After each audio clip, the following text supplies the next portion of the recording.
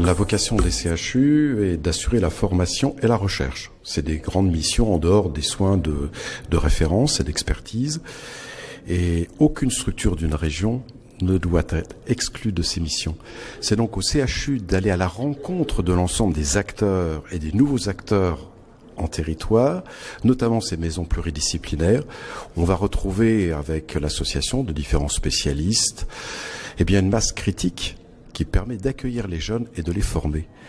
Et qui permet également, en ayant une patientèle assez développée, de rentrer dans des protocoles de recherche, ce qui fait que le CHU va irriguer une région de ses compétences, des protocoles, des jeunes, et recevoir en retour les expériences de terrain, la participation des uns et des autres.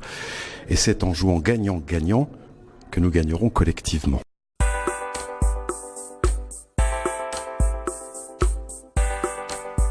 La formation des généralistes, elle doit être vue pour assurer deux choses. D'une part, une formation qui est assez large, et d'autre part, une vraie formation de terrain. Elle doit donc être équilibrée entre la connaissance et les aspects pratiques de l'exercice quotidien, qui se ferait d'ailleurs de plus en plus en groupe, nous le savons. Ce qui fait que ça doit être un juste équilibre entre l'un et l'autre.